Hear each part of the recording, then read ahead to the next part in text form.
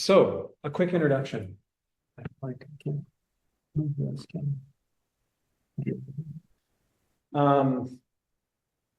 As per the presentation title here, this is going to be a pretty technical presentation, like pretty kind of in the weeds. I hope everyone's ready for that.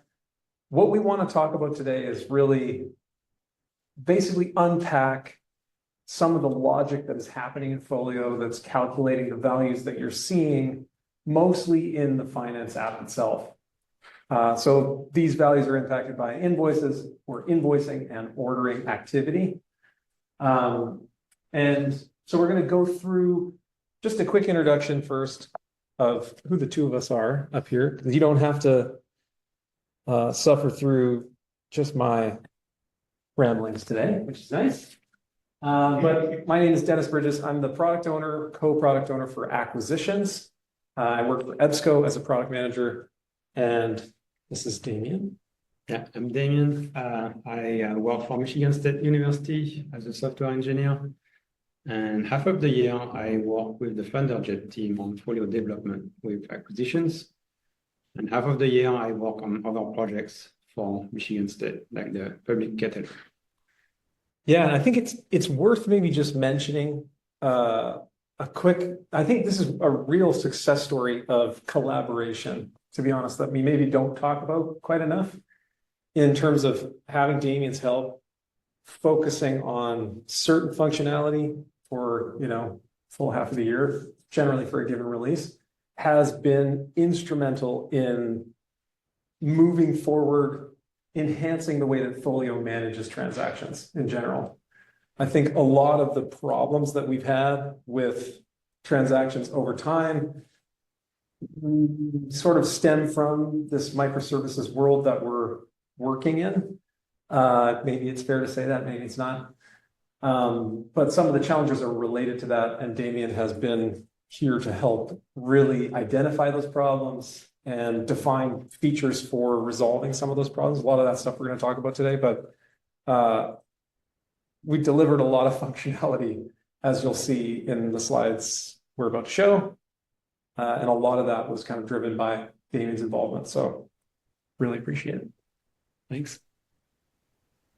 So I'll just make a note.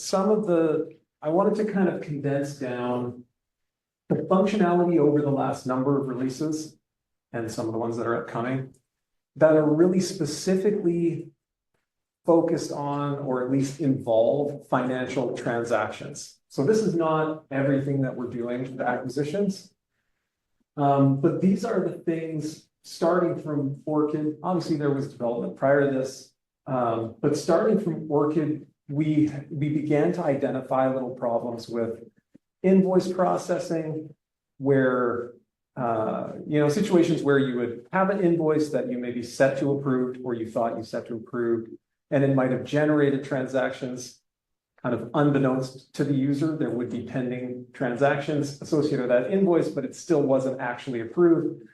We started to see some of those problems. And way back at the time, working on the Orchid release, realized that that was something that was going to be really important to maintaining everyone's kind of trust in Folio, in how it manages and how it represents financial activity. So as a result of that, for a number of releases now, we've been focusing on improving not just the way transactions are managed, but adding functionality for managing transactions. So being able to pay invoices against previous years, create transactions against previous fiscal years, those types of things, all kind of enhancing the functionality around transaction in the Folio system.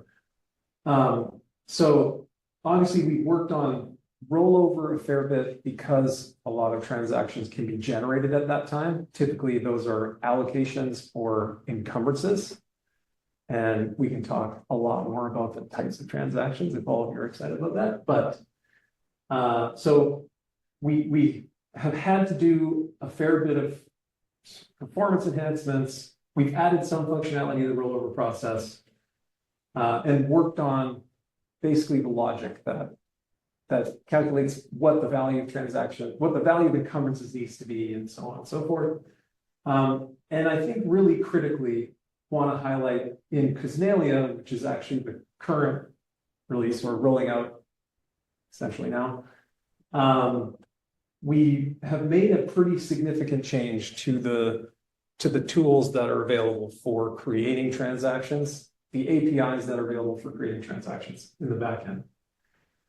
So we didn't remove the existing APIs that were used, but they are marked as deprecated.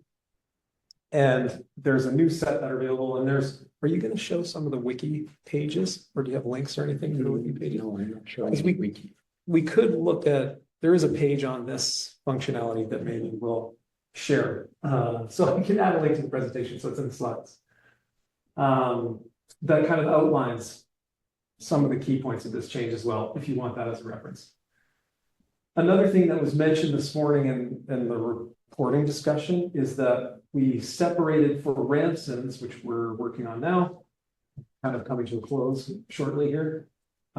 We separated the expended values from credited values so that it's just more visible what your actual total expenditure is for a given fund.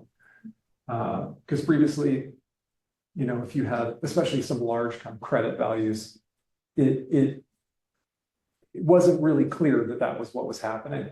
The expended value would just be lower, but it wasn't really clear that part of that is because of credit. So some enhancements there. And coming in Sunflower, this was talked about this morning as well, the ability to import fund and specifically, maybe more specifically, budget allocations, which is a little bit about transaction management, but mostly just it's going to create transactions in batch. It's going to create allocation transactions in batch. So worth noting here that that's coming in Sunflower as well. Okay. Yeah, this is just an image of the credit values. So you'll see, which was also shown this morning, we basically added this value, this line to the financial activity. And you'll see it not just at the budget, but in the group, in the ledger, in all the different summary areas. We've now separated those two things. So credits are reported separately from the expended value. And if you have questions about that, definitely go in there. So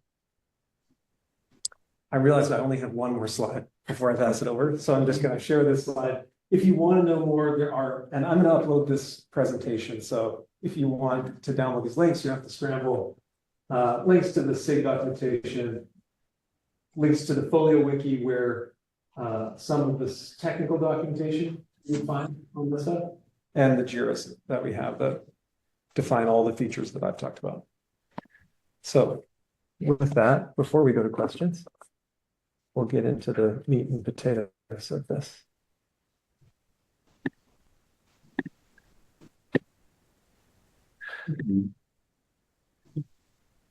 Yeah.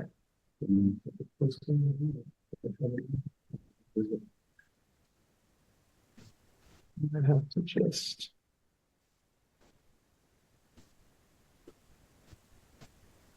Okay.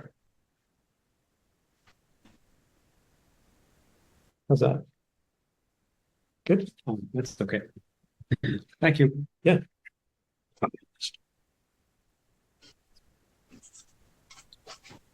We'll all be playing a game of musical chairs. Okay, so yeah, but I can speak. No, it's this one. I'm thinking about transactions a lot. Over details of the implementation, so that you have an idea of how things actually work in Folio. There's just a screenshot here of the financial activities from the financial app, and we're going to see how these numbers are being calculated. Because you might be wondering sometimes, you know, how in detail how this is calculated, and we're going to see there's been some bugs also with the way this is calculated, and see how this has improved from one version to another. So I'll be talking about transactions, the typical workflow for ordering and invoices, how budgets come into this, and how what information is being stored in the database for budgets, and what information is being calculated on the fly. I'll talk about expense classes a little bit, and then restricted encumbrances and expenditures. If you want to limit things for budgets, fiscal year rollover a little bit, and other issues that have been fixed with Kesneya. So first, transactions. When we talk about transactions, what we mean is records in the database, which represent financial transactions. So you might be wondering, when we say transactions, we're thinking about records in the database, actually.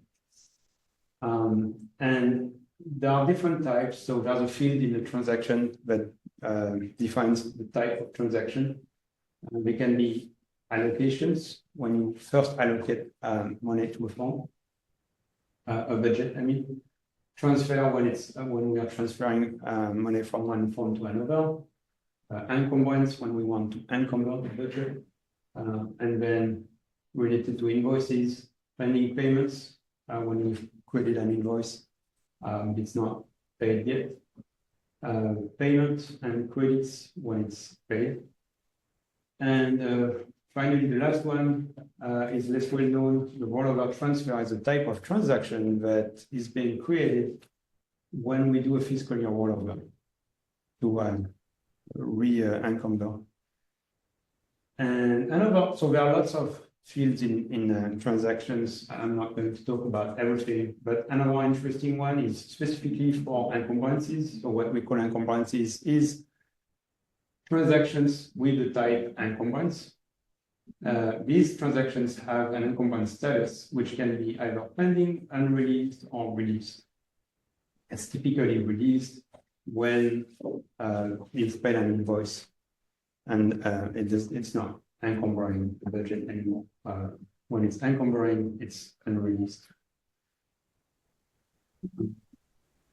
So let's talk about general workflow here. Typically, we start the workflow with creating a pending order. That does not affect transactions. It does not even create transactions at this point. Okay, so nothing is being encumbered. When you open an order, that's when it creates an encumbrance for each fund distribution. And we're going to see what it does to the budgets afterwards. Then when we create an invoice, in itself, creating an invoice does not affect transactions. But once you approve an invoice, it's going to release encumbrances. So we're going to change the status, right? And it's going to create pending payments automatically. So when I say it creates pending payments, that means it creates transactions in the database with the type pending payment. When you pay for an invoice, it replaces the pending payments with payments or credits. Yeah, that's a specific type for credits. Even though it's not ransomed yet, we're going to see there's going to be more things with separating payments from credits in ransoms, like Dennis talked about.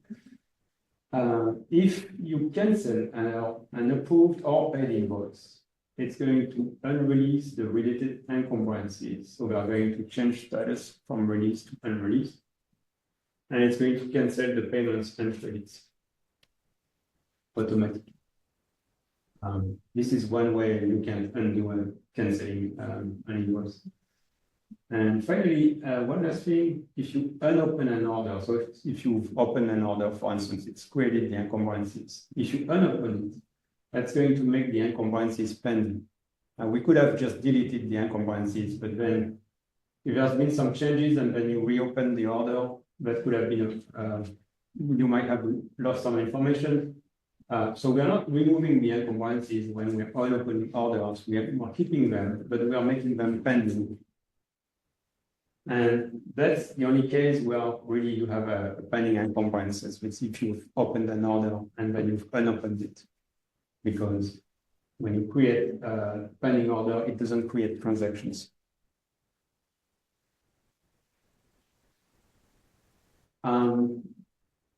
So let's look at what's being stored in the database for budgets. When you create or update a transaction, the financial app is updating these fields automatically. So these are fields for budgets. The initial allocation, so that's going to be changed for the first allocation transaction. Allocation from and allocation to are used for transfers. So these are fields that are getting updated when you do a transfer. Net transfers, it's not transfer. It's net transfer that's used for transfer. The allocation from and allocation to is when you move allocations. And then there's net transfer for transfers from one fund to another. Encumbered stores the total encumbered amount for the budget. Awaiting payment is based on pending payments. And expended and credited are based on the payment and credit transactions. Credited didn't happen before Ramson. In Ramson, you have specifically a new field for budgets stored in the database to add up all the credits. And in Kesnelia, you can recalculate all these fields from the transactions. Now, why do we have something like that? In case something goes wrong, you might find that these values, when you look at the budgets, don't really match the transactions. So if you add up the transactions, you don't get the right values that you get in the budget. When you have a problem like that, that's probably been created because of a bug somehow. A solution is to recalculate these budget fields from the transactions. So we are considering that the transactions are the source of truth here, not the budget values. Another example of something that we've seen a reasonable amount, if something is deleted from, like say a library that has decided to delete transactions for whatever reason by the APIs. If they don't do it the correct way, you could end up not triggering this recalculation to happen. So having it in the UI allows you to easily do that, even if a step like that is missed. Yeah. Yeah. When I say there's a bug, typically that it is caused by bugs, but they can be in the API. So if you use just the user interface, things might be working fine. And then if you start using the API and doing more things like deleting transactions, that might cause some problems, which can then be fixed with that action, Kesnelia. Now, what fields are calculated on the fly? When you look at the budget summary in the financial apps, now all these fields here that get recalculated based on the transactions typically. Allocated, for instance, is simply based on the stored field, initial allocation plus allocation to minus allocation from. Well, that's not very hard to calculate from the app. Unavailable is encumbered plus awaiting payment plus expended.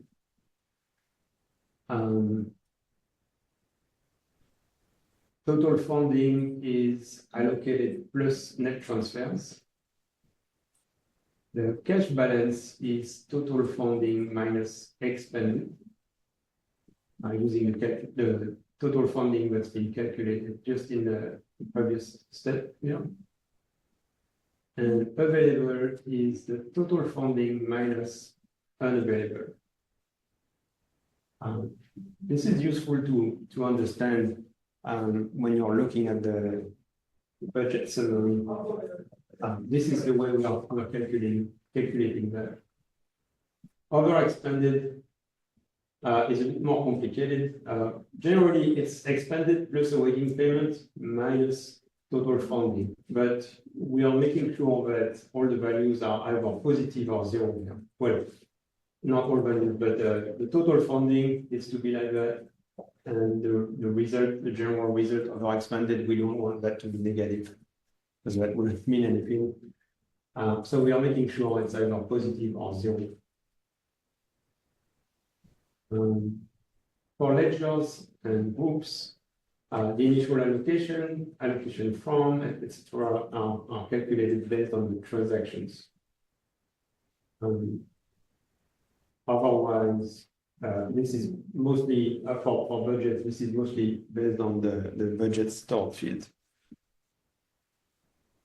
That means also there could be a discrepancy between what you're seeing in the ledgers and what you're seeing in the budget summary. Because for the ledgers, everything is calculated from the transactions. Whereas for budgets, we are using the budget stored field in the database to make the calculations. So if there's something wrong with these values, you might have a discrepancy between the ledger summary and the budget summaries. So in that case, again, you can recalculate, at least in Castilla, you can recalculate the stored values from the transactions, and that should resolve the problem.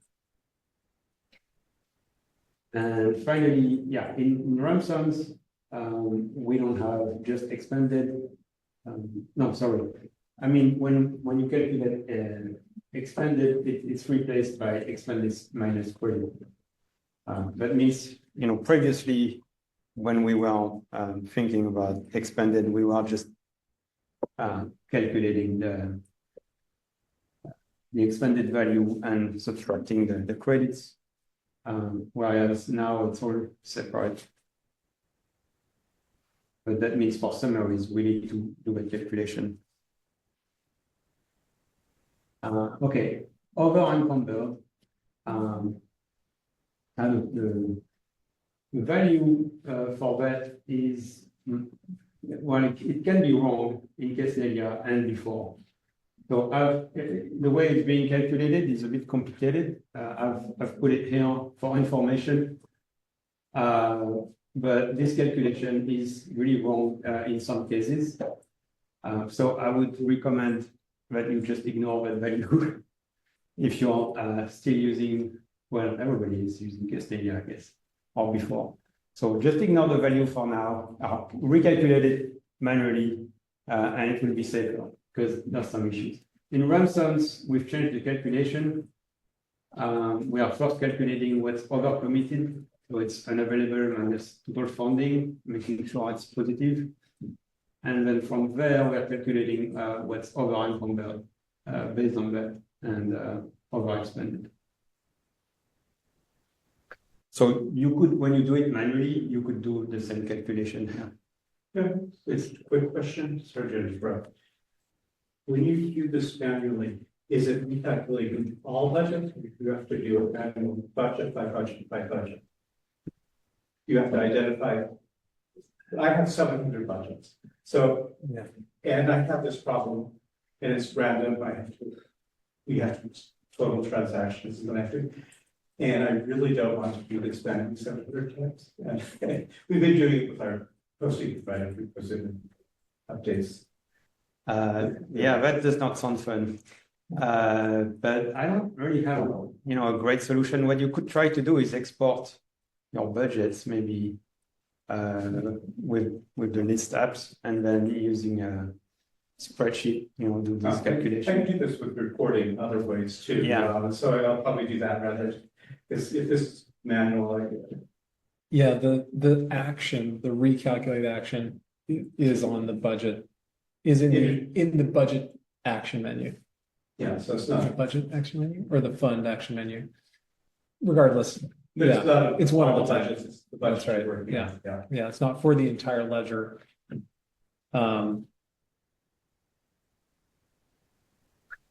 Yeah, But let me see. If you're thinking about a ledger, for instance, you can base it on unavailable, total funding, and over expended. Yeah, And then you just calculate that. You don't have to recalculate everything for all the budgets. You can just use the summary for the ledger. Oops. but people look at the individual budgets rather than the summary. Like looking at, there are two uses for those budgets. One is, well, there's more than that, but people, individuals who work with funds, say selectors, they look at that summary. They're not going to go into a ledger balance and see what happens. Yeah. You can also use groups, I guess, to do some Yeah. use of that. And which is calculated correctly. Yeah, except for our encumbrance. And that's exactly what they're talking about. Yeah. Okay, thanks. But yeah, what I mean is, yeah, you'll have to recalculate it, but you don't have to go for every transaction or everything. You can use the summary, this value, and then just recalculate over encumbrance. Yeah. All right. Purchase order totals. So when you look at a purchase order, you can also, in the summary, you can find some totals. So how are these calculated? Well, they're calculated based on the transactions for the purchase order in the current fiscal year. So typically, we look for transactions for that purchase order in the current fiscal year, and we just add things up. So this is where this is coming from. It's not related to budgets in any way. Expense classes. Transactions can have an expense class associated with them. It's one of the fields in the transaction record. The expense class totals are displayed for groups, funds, and budgets. And we are calculated in the same way as budget totals, but only using the associated transactions. So, yeah, it's not taking the budget fields into account, only the transactions. It's calculated on the fly. So once again, you might have totals that are inconsistent with the budget stored fields. And if there's an inconsistency between the transactions and the budgets. So again, you can use that menu to recalculate things in Kesnega. And now there's another bug. In Kesnega, the expense class percent of total expended column is wrong, but only in the case when the budget is overexpended. And this is fixed in RAM size. So in Kesnega, this is the way the percentage expended is being calculated. It's taking into account the overexpended value, which it shouldn't because that's already included into expended. In RAM sense, it's simpler. It's just expended by budget expended by 100 to have a percentage. Just something to be aware of when you look at the expense classes. Now you can restrict encumbrances. The way you do that is that you have to enable ledgers enforce all budget encumbrance limits option, and you have to set a budget's allowable encumbrance that's in the budget. So it's in two different places. But if you want to restrict encumbrances, you need to have these two set. If one of them is not set, there's not going to be any restriction. Now, an encumbrance creation or modification that would cause the budget's remaining amount to be negative will be rejected. Right, that's the whole point of it. So if you try to do an operation that would cause that, you're going to get an error and it's not going to happen. And the remaining amount is calculated like that. That this is the remaining amount is being used for the calculation to see if the remaining amount will be negative. It's total funding multiplied by allowable encumbered as a percentage minus unavailable.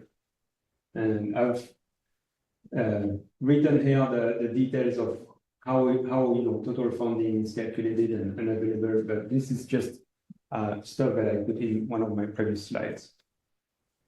It's just the details of how this is calculated. So this is important to understand, what happens exactly when you restrict encumbrances. And you can also restrict expenditures.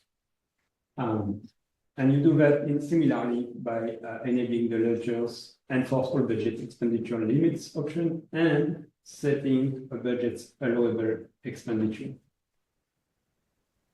Now, there was a bug in Poppy, and this was the remaining amount for that was calculated like this.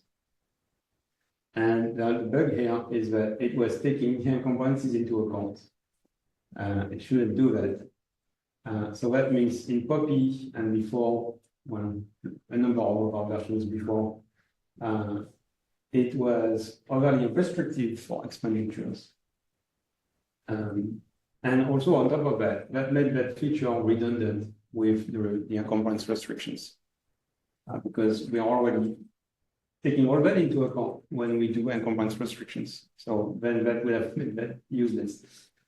There are also some other bugs in Poppy, but I won't go into the details here. But you might, some bugs may prevent approving an invoice beyond this calculation. Now, in case Nelia, this is simplified and much more correct. The remaining amount that's being used to calculate restricted expenditures is simply total funding multiplied by available expenditure as a percentage minus just awaiting payment plus expended. So it's actually restricting just expenditures and ignoring encumbrances entirely.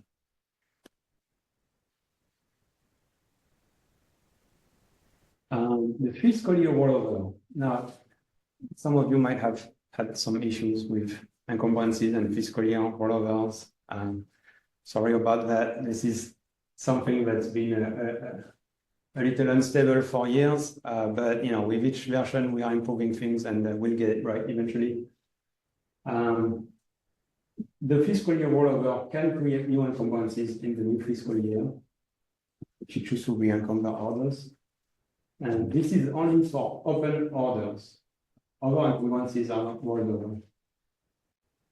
And in case Nelia, it affects all encumbrances for open orders, regardless of order line payment status or the order re-encumbered. In Poppy, encumbrances for orders with re-encumber false, which means we choose to not re-encumber them.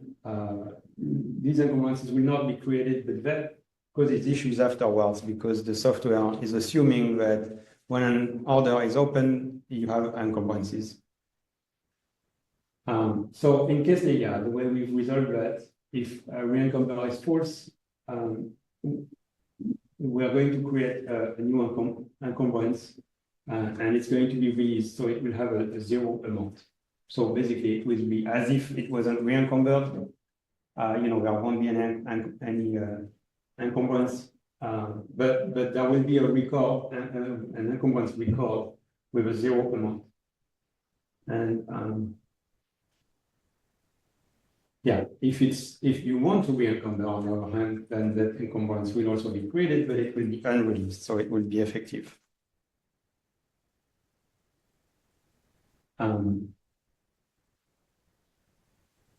If you look at the settings for the fiscal year rollover, you see something like that with the order type rollover based on increase by in the screenshot here. So for each order, the based on parameter, which can have the values expended, remaining, or initial amount, is used to it's chosen based on the order type and subscriptions for ongoing orders. The base amount to use in the new encumbrance will depend on it. So to calculate the new encumbrance. If it's expended, it's going to use the encumbrances amount expended, or in run sums, amount expended minus amount credited. If it's remaining, it's going to just use the encumbrances current amount. And if you choose initial amount, it's going to use the encumbrances initial amount encumbered field So these are fields from encumbrances. I don't know if you see all of them when you look at transactions in details. But they are stored in the database. Yes. Just in the transaction view. If you're. Okay, so if you click on a transaction, you do see that, You right? do see those. Okay, yeah. So you can have an idea of what's going to happen. Yeah, the initial amount encumbered is calculated with the order line from distribution.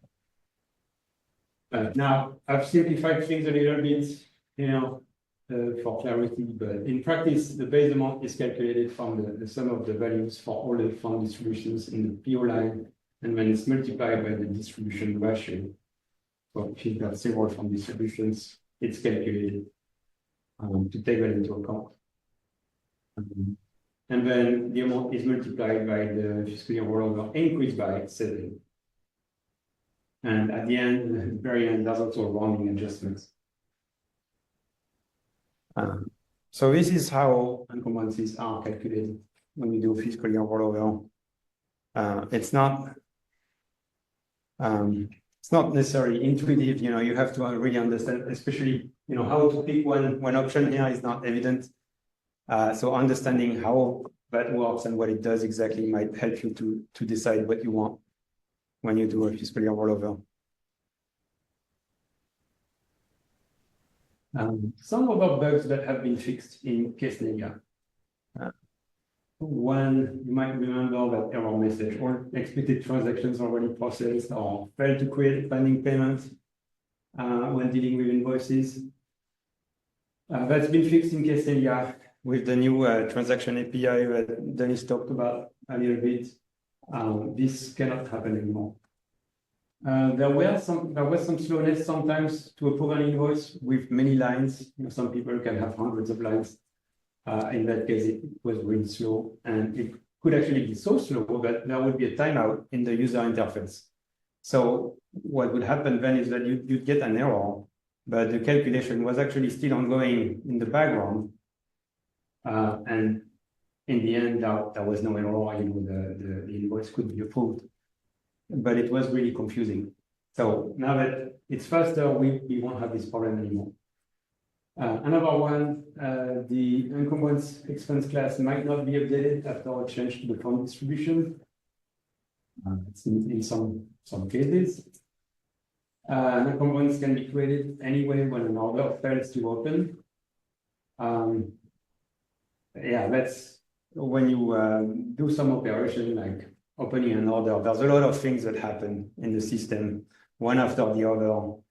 And we don't have a perfect rollback mechanism to undo everything and go back to the initial state if something wrong and unexpected happens during the operation. So we are improving that progressively. And there was one case in particular before Castledia where this could happen sometimes.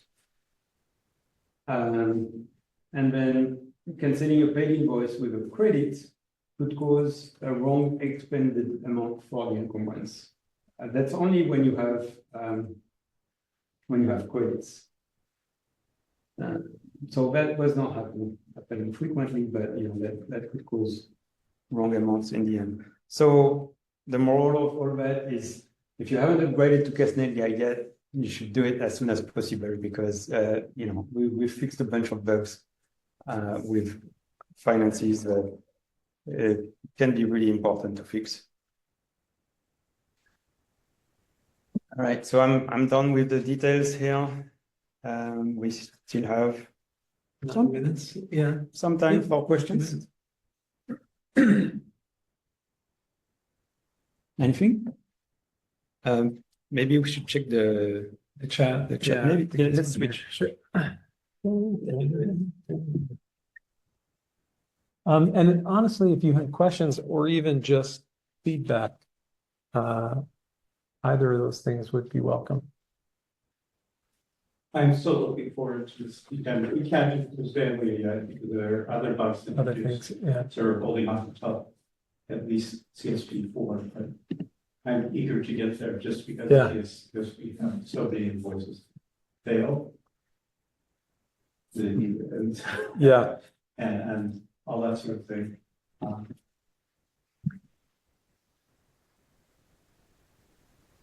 So very excited. That's coming. I've done it for a while. Yeah, I think the support teams will be happy also Yes. to have less calls with Kesnelia A lot of happy for people. invoices that don't approve or things like that.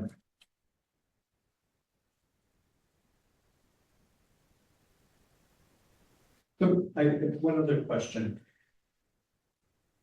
So you're refactoring how the blocking of a budget goes. So that it doesn't account for encumbrance. So if I'm blocking on encumbrance, I'm blocking on expenditures at 100%. If the encumbrances are not yet or whatever percent, and the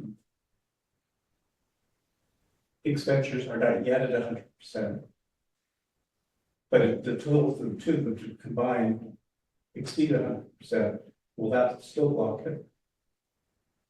Will that still give the benefit? So, yeah, go on. I can give it, say I have a budget of $100. Mhm. I have expenditures, I have encumbrances of $80. I spend $30. And I do $30 expenditure. Will that be allowed? But that's So if you had expenditures expenditures restricted at 100%, that would go over budget, right? So that's not going to be allowed. But typically, you allow over encumbrances so you go for restricted encumbrances, you go beyond 100%. So you can encumber more than you have To spend. to spend. Yeah, that's what I'm trying to. Temporarily, right? But then when you actually pay the invoice, that's going to fail if things don't change. Yeah, I think, one of the specific issues that people were having is that when they got close to 100% and 100%, Yeah. that's when this thing was really problematic. You couldn't, because you had encumbered the money for the invoice you're about to pay, you then couldn't pay and had to increase your, yeah. But if the invoice wasn't encumbered, first our server not encumbered, Yeah, would it would be theoretically, I mean, you can still only spend as much as you have allocated. you could still have encumbrances out there that are. Yeah, you could have other Yeah. encumbrances that are not for that invoice, but for the same budget. Yeah. That would cause problems. You could then be theoretically Overcommitted. over encumbered higher than you desired to be. Yeah. Not overspent, but You're not overspent, they still. but overcommitted, or more overcommitted than you wanted to allow. Yes, true. And by the way, if you notice new bugs or even existing bugs, Yeah. in case just let us know. If it's okay if you tell us about something we know about, we'll just sort it out easily. But there might be a case where you tell us about a bug that we didn't know about. Well, is it possible to do something that says, but block the fund based on expenditure and encumbrance? Rather than keeping them separate silos? Well, when you restrict encumbrances, it's taking the expenditures into account too, right? It's taking. Oh, okay, as long as it's doing that, then it's something you could end up with more expenditure. So it's only a problem. Yeah.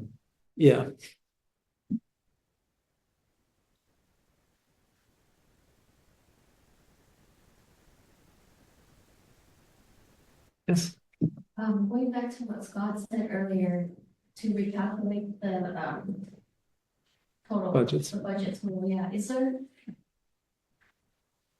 could it would it be done maybe in the future to do it for all budgets? Just because you would, I mean, for you to even know you need to calculate the Yeah, budget is. or you which have to one? already Export transactions and see that Yeah. it didn't match the summary. We'd have to already be doing Yeah, some kind of like research first. And then you would just assume maybe other funds mhm, have errors as well. So like what Scott said, if you wouldn't want to check 700 funds to make sure. Yeah. Actually, already running that report every 2 weeks because, The encumbrance script. and then we run the report to identify the transaction, we got both the totals. And then we manually go in I think so. and fix the, Mm, our provider transaction because it's with the back end. mm, This will allow me to at least identify the funds I have to put in the budgets for. Yeah. I could do because we can do it through the reporting. For this.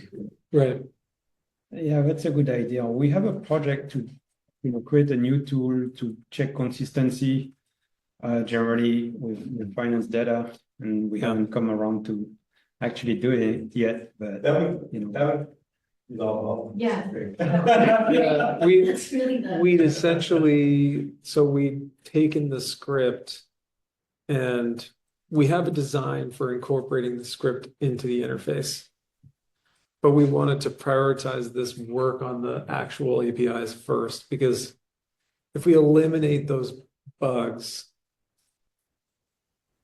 you wouldn't need it. You wouldn't need the script, right? I mean, we still have the script if you need it, but we just took a pause because implementing it as part of the UI and then having it become obsolete would be unfortunate. Now, It could there could be useful other for bugs. people using the So- API though, because, when you're using the API directly, you Yeah, introduce some error that, wouldn't happen with the UI. And in that case, having a tool to check the consistency would be useful.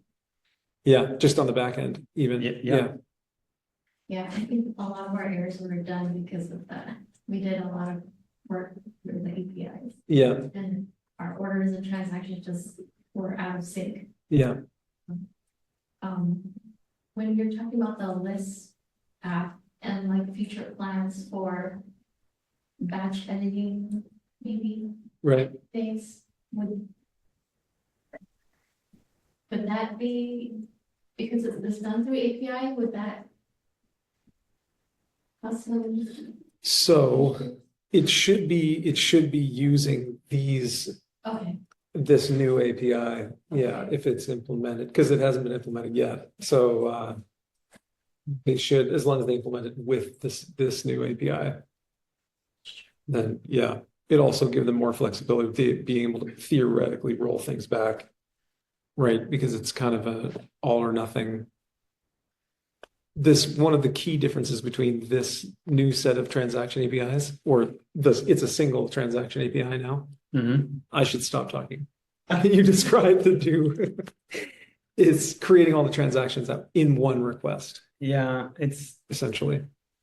right. I mean, previously, when you were creating a bunch of transactions, say if you have 100 lines and you want to create 100 encumbrances, it was sending the data one by one to finance, and then the finance app was making sure that everything is being applied at once. But that added a lot of complexity, and we figured out it wasn't necessary to make it so complex, and we could just send all the transactions in one request, and that makes it much faster, but also much more reliable. So the only advantages basically. Yeah, so But those there's a like, new API, so if you are using the old API, you'll have to switch with Kesnega. yeah. So if you are like I say, something to look into once this comes out. We need to wrap it up, but I see another question in the chat. Will the issues of an invoice paid 2 years ago got updated in Poppy and wrong fiscal year was attached because of the update action be corrected in Casnalia? So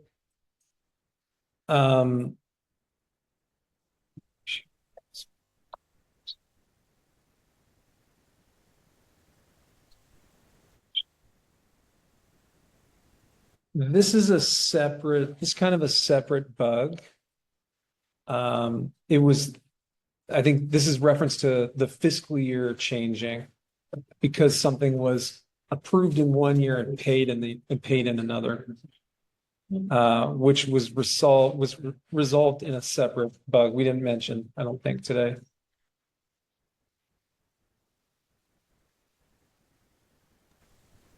Dennis, can I just quickly clarify? So the question was, I believe it's in Poppy. So an invoice we paid 2 years ago, so it would say like a 21, 22 or 22, 23. But we added, we opened the invoice, I mean, we make a notes to the invoice change, just make some kind of note. There's nothing else changed, and then after we update, just say update the note.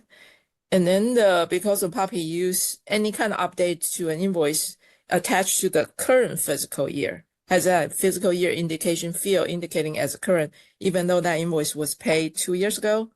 So that's my question. So in the Kisnalia release, the invoice got wrong fiscal year indication because we weren't aware that making that update would actually populate that fiscal year field to show current fiscal year in Poppy. Yeah. So that was my question. Yeah, sorry. Yeah, a migration script was basically created to populate all that stuff. So that script needs to be run. And after that's been run, essentially you wouldn't have that problem anymore. Okay, thank you. Yeah. I guess we'll Okay. have to stop here because now we'll be. Yeah, we'll let people. Thank you.